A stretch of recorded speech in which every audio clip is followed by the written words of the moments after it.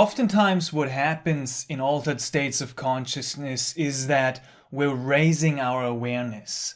We're becoming more and more aware of everything that we could be and everything that we are. But what I have observed is that many people are actually almost like drowning in their pool of awareness. And what I want to go into in this video today is the message that you don't need more awareness. But what you actually need is a way to act from what you already know.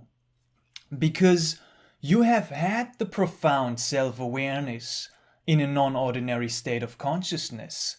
You might even study spiritual scriptures and read about Buddhism, the Upanishads, the Bhagavad Gita, learn from all these traditional teachers or non-traditional teachers, and you might have even gone into therapy and you dove deep into what's really causing your behavior. And through that, you're raising your awareness more and more. You kind of like know why you became who you are, but you cannot really figure out how to change it. You know also kind of like who you want to be, but there is a gap. There is a bridge between those two versions of yourselves, which you can't cross, right? And what I want to tell you is that the trap is more awareness, because more awareness is actually making it worse after a certain point, because you're drowning in your own pool of self-knowledge, right? And one trap that people fall into is the mind trap. So after psychedelic experiences, after we've raised our level of awareness, oftentimes we're contracting back again into the mind. And what does the mind like to do? It likes to analyze, right? We're having kind of like a library of information, of understanding why we become who we are. But we have no tools on how to change it. This meta-awareness has consumed the experience of our body, right? We become this super analytical person that is almost like paralyzing because and that prevents us from taking action.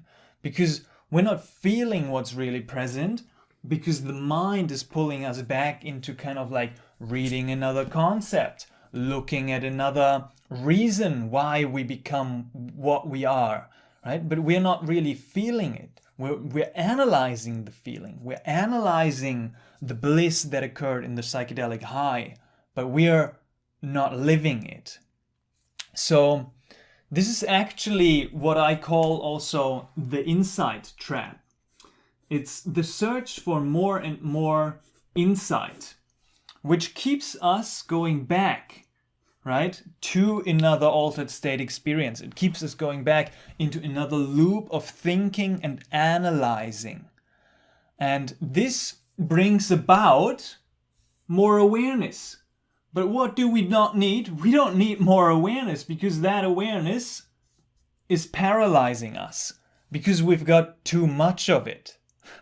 Right? That's a very distinct form from what I call the insight trap. The insight trap is about going back to more experiences, going back to analyze a little bit more. And there is a deep root actually that keeps us in this pattern of going back into more and more mind stuff, that keeps us going back into more and more experiences or more and more overthinking. And it's a feeling of safety, because actually that is safe. And what's scary is to break out of that pattern and actually move. So there's a deep sense of fear, a lack of self-trust and a lack of self-love, which we're going to go into in a little bit. But basically, many people in their integration journey come to a point where self-knowledge becomes the obstacle. It's not the solution anymore, right? When you've done enough inner work that you know why you are the way you are, but the knowing hasn't become an embodied realization, then you're stuck, right? That's the point where you don't need more awareness, because it's become a loop that prevents you from moving. And the solution isn't more insight, but it's actually a structure that will allow you to act from who you know yourself to be, instead of reanalyzing every time. Another way to illustrate this is that we are at point A. It's what I hear many people express. It's like, this is our lower self. Okay? And the lower self is not doing the things that it knows it needs to do. It's got the inside, but it can't really move, right? And what we've kind of like created and what we're building in altered state experiences, what we've glimpsed, is our higher self, what many people call the higher self. And this is this idealized version of ourselves that is able to do all the things that we know we need to do. But there is a gap, right? And the gap is, how do we get from point A to point B? How do we transform our lower self into our higher self? And this is where the question is, right? This is where the confusion is. Like, how do we bridge that gap? How can we transform the lower self into the higher self? Because we know how that looks like, the higher self, but we're still finding ourselves in that pattern of the lower self again and again and again, and we don't know the bridge. Right? And sometimes we're asking ourselves, like, which one of me is taking the action? Can I pick who? And it's almost like an identity fragmentation that's taking place after we've glimpsed a non-ordinary state of consciousness, after we have glimpsed a sense of our higher self. There's actually a deep problem that I see with this whole framework, which we are gonna go into, because, right, we're almost asking ourselves, is it possible to move from the lower to the higher self? And how do we do that? But the whole premise of that is little problematic, and we'll come to that. But even from the assumption that there is going to be a lower self and there is going to be a higher self, right? There is this force somehow in the lower self that is hungry and that wants to move, but it has no choice but just to sit here and kind of like keep repeating the same patterns. You're not giving yourself the space to transform into the higher self. And through that, what happens? You're lowering your self-trust, lowering self-love, you're lowering your sense of self-worth, because you feel like you're doing a disservice to life by just waking up, going out of bed, going to a job that you don't like, hanging out with people that don't inspire you, finding yourself in circumstances and habits that are not aligned. You're judging your higher self. No, you're judging your lower self. You're putting your higher self on a pedestal. And this keeps you, again, in a certain loop. And you're thinking, like, why can't I change? Why can't I live what I saw in my glimpsed potential? Why can't I transform into my higher self? And again, kind of like the deeper root of that, when we look at it from the assumption of the lower self transforming and wanting to change into the higher self, is basically fear. It's basically that this feels safe. This is known. This is it's a sense that it's comfortable to stay where we are, because to transform into a different version of ourselves, right? This one has to die. Growth always implies a circle of death and rebirth, because fire has to die to become ash, right? What's another example, right? The iron has to die in order to become a fork. That's not a good example either. we gotta die to become soil of the earth again. It's this constant cycle of death and rebirth as we're changing forms. But letting go of that form is scary. It invokes this certain sense of fear. And that certain sense of fear is often not even a fear of failure, but a fear of success. It's a fear of what will happen when I transform into my higher self. Like, what would I have to let go of? And how will I be perceived from the environment? How are gonna people judge me based on this radiant, loving, shining being that I know I can be? What will people think if I leave my job and go out and pursue that passion? What will people think if I leave that relationship or set certain boundaries? That's the scary thought. The social fear of becoming the higher self is holding many people back and letting them retreat back into their lower self because it's comfortable. It's in a certain sense less scary. But again, the deeper root is a lack of self-trust, a lack of self-love, that we're not trusting ourselves, we're not trusting life, that everything is going to be okay in this different, transformed version of ourselves. So how do we bridge that? How do you go actually from A to B, from lower self to higher self? What do we actually need if more insight, more altered state experiences, and more self-knowledge and analyzing are not the answer? Let me tell you, the solution is quite simple. I have found that structure is the solution.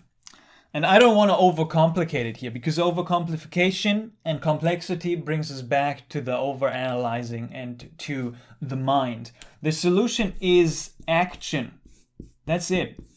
Action precedes clarity. And it comes through a structure that allows us to live from the higher place self. So from the assumption that there's going to be a higher and a lower self, what we can do is basically set a decision-making filter in place. This is the structure that we can operate from.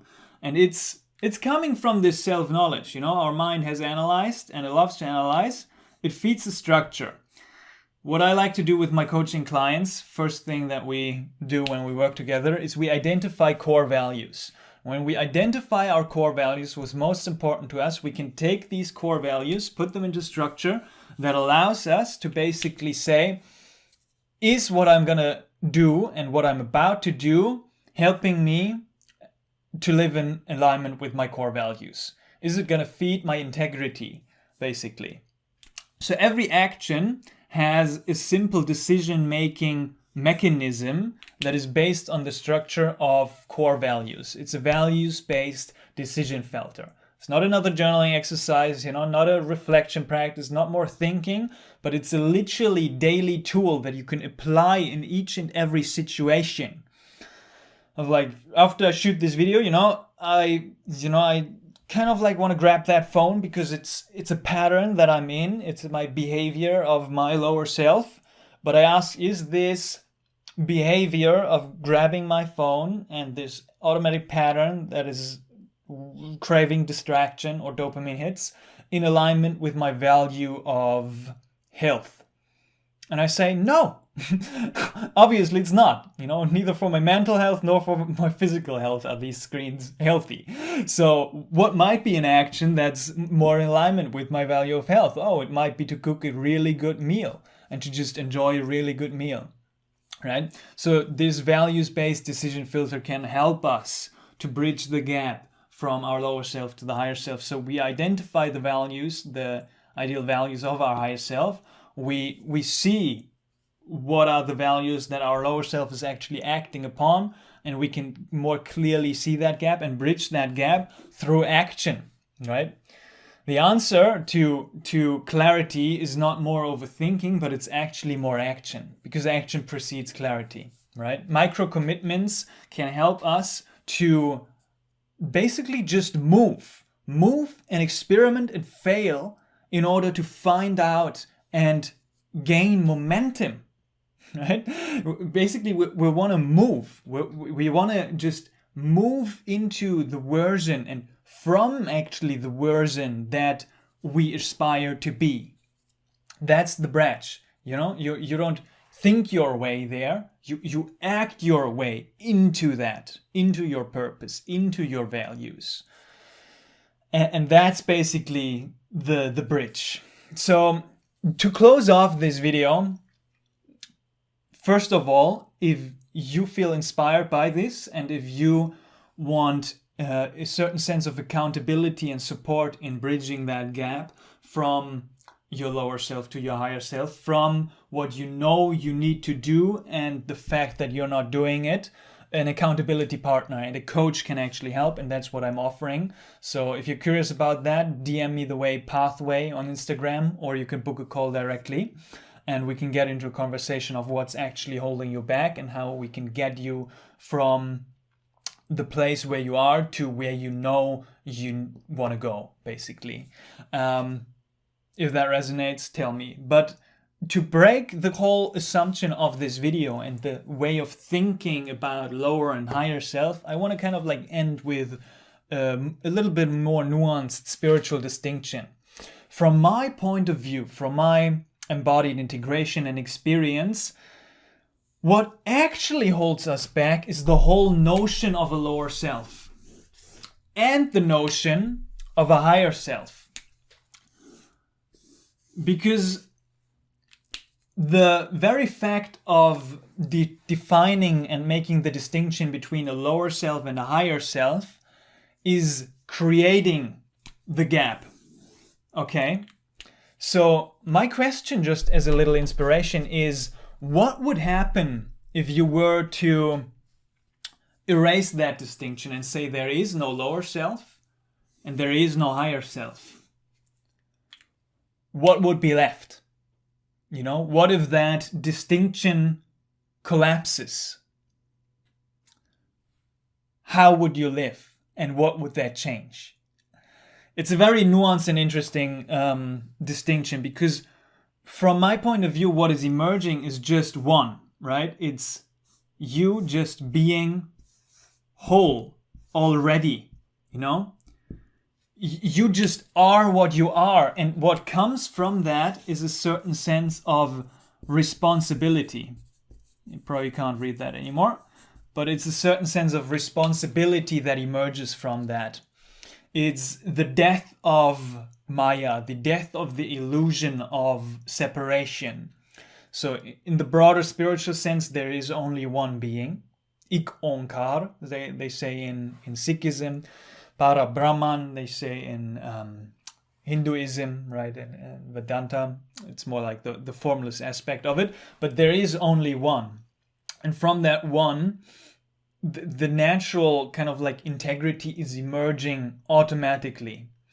But even on the practical relative level, we can say when there is no higher and lower self, there is also no judgment anymore of the lower self. There's no attachment anymore to the lower self and no attachment to the higher self. So we're not saying, I'm this little small little me, help me, I don't know what to do. And I see a version of myself that I know I want to aspire to, but I can't do that. No, we're cutting it to the chase and we're saying, I am here right now. So what do I do? You know, let's move, let's go, right? It's it's just as an interesting kind of like last inspiration. What would happen if you collapse the distinction between your lower and your higher self? What happens? What emotions are coming up and what structure emerges as you just drop into that one being that you are? All right, hope that was helpful. I deeply appreciate you. If you're curious about a deeper masterclass that is gonna uncover the hidden beliefs that hinder psychedelic integration, that hinder integration from altered state experiences, then click the first link in the video description. It's a free full 2-3 hour masterclass, and I love you all, and I wish you all the best in your integration journey, and I'll see you in the next one. Much love.